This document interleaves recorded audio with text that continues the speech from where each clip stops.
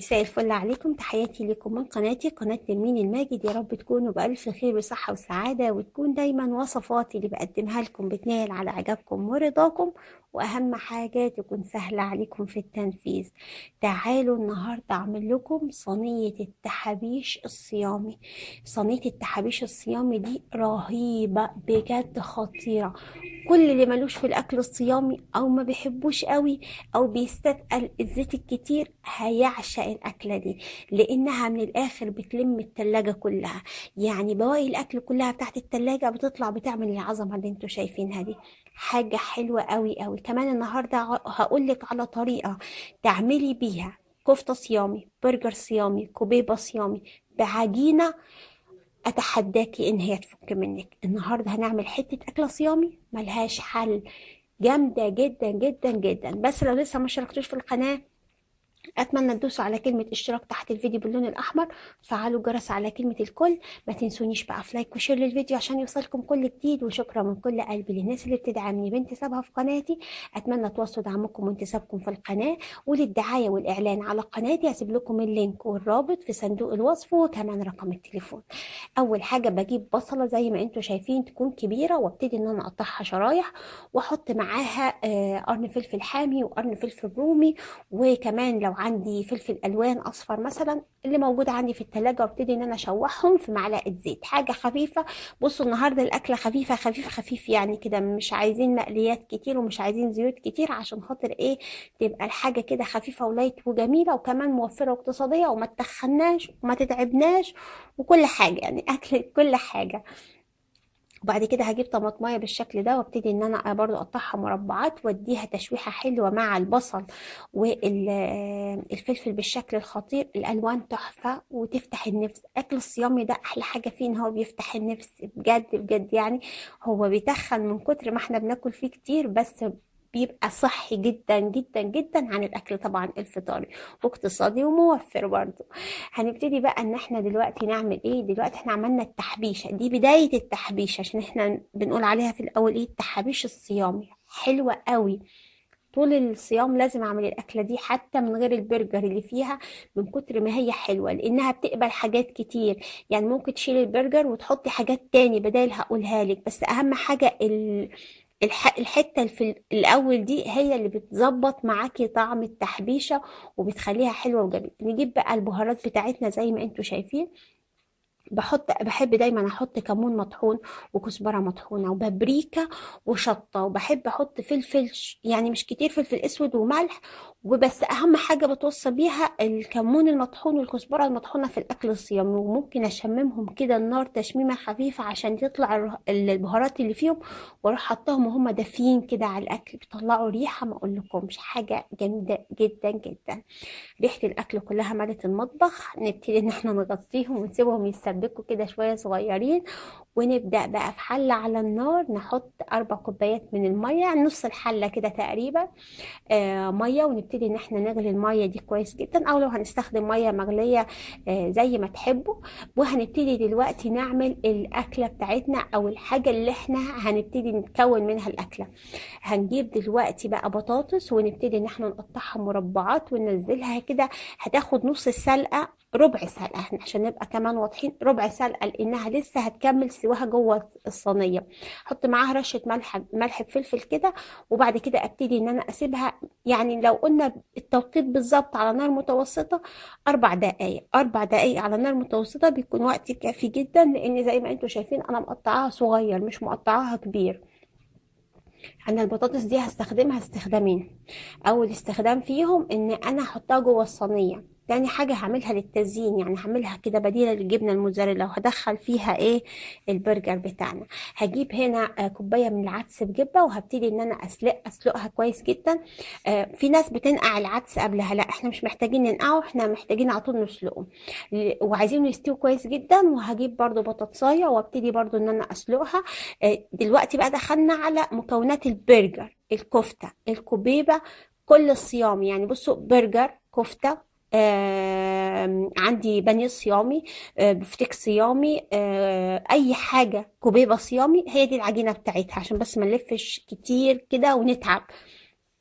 ودي عجينه متماسكه جدا، واضمن لكم ان هي تنزل الزيت تدخل الصلصه ما يحصلهاش اي حاجه.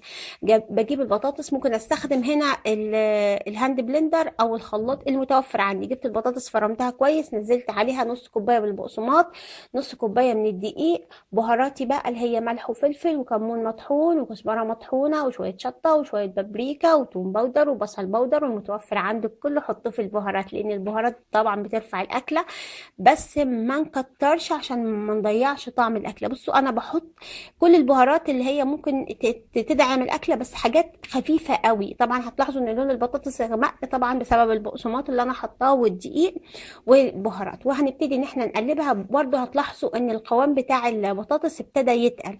هجيب بقى كوبايه العدس اللي انا طحنتها وابتدي ان انا انزل بيها بالشكل ده، وابتدي ان انا اعجن.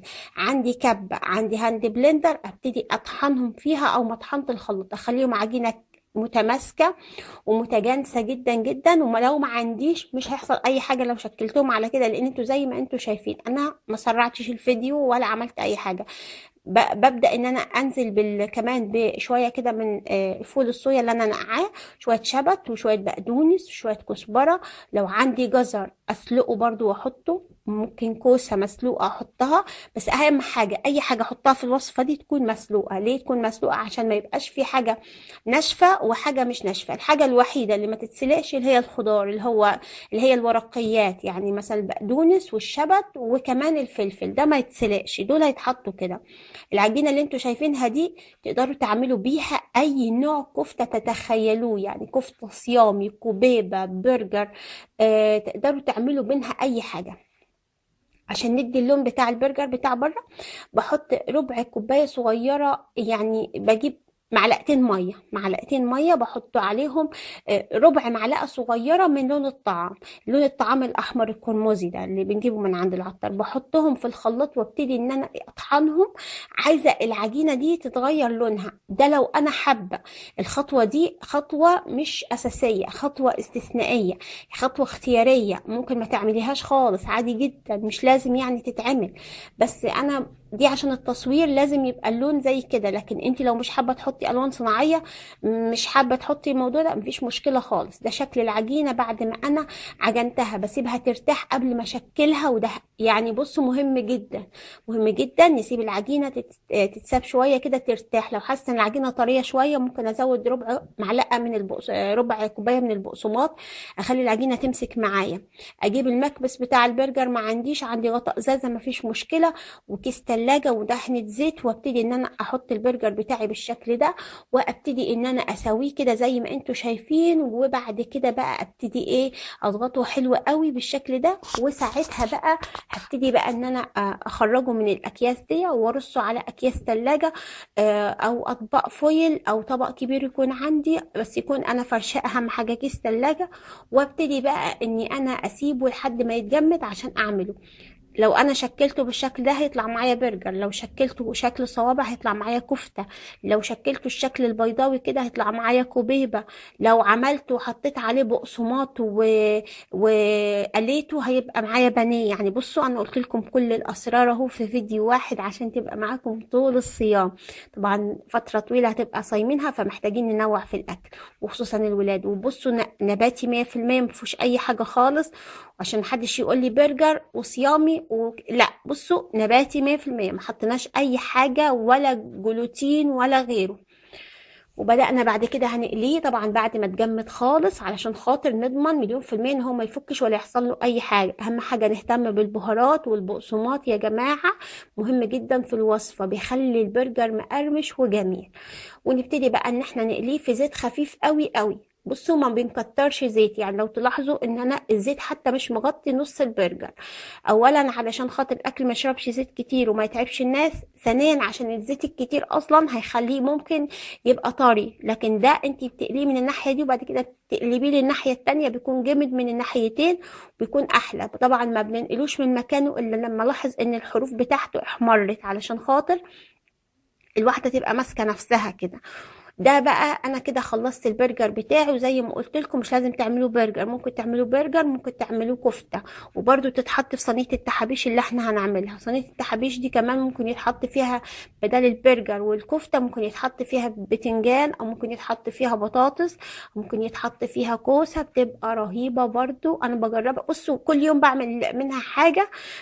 دي بتبقى بيزك كده او حاجة اساسية، وبعد كده بقى اركب انا حاجات زي ما انتوا تعرفوا كده، عشان خاطر ايه نجدد بقى في الاكل. حتى ساعات بحط مكانها مكرونة، بتبقى برضو رهيبة وجميلة. الاكل الصيامي عايز تجديد وعايز تنوع كل يوم، علشان خاطر بقى ايه، تبقى فيه ما يبقاش نفس الصنف، بس في نفس الوقت تبقى ويبقى خفيف، ويبقى كمان سهل الهضم، عشان خاطر الناس اللي بتتعب، وخصوصا الناس اللي عندهم قولون وكده بيتعبوا من الاكل الصيامي. نهتم بقى بيهم الفتره اللي جايه ان شاء الله. هنزل لكم اكلات خفيفه قوي قوي على قد ما اقدر، زيرو زيوت، مش كتير قلي، عشان خاطر بس ايه الناس ما تتعبش من الزيوت. بعد ما قليت البرجر بطلعه احطه على جنب، عشان خاطر بقى ارتب بقى الصينيه بتاعتي وادخلها الفرن. بصوا ال البرجر بيطلع على مناديل مطبخ، مع ان هو يعني هو مش شارب زيت اصلا، لاني ما قعدتوش كتير في الزيت، والتسويه بتاعته ما تكونش 100%. دول التحابيش اللي انا عملتهم. اعمل بقى البطاطس، بعملها البطاطس كده بالشكل ده، وبعد كده احط عليها بقى من التحابيش بتاعتي شويه كده. بصوا البطاطس مع التحابيش دي ممكن تتاكل لوحدها بالعيش، تحفه بجد يعني، تغميسه حلوه قوي في الصيام.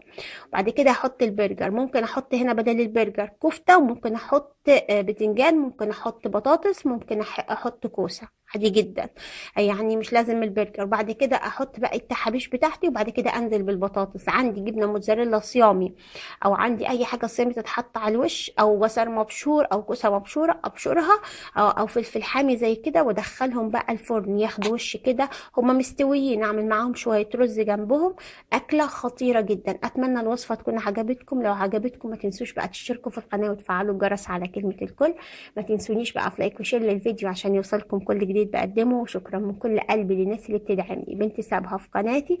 أتمنى تواصلوا دعمكم وانتسابكم في القناة. تحياتي لكم بألف هنا وشفا، وأشوفكم دايما يا رب على خير قريب.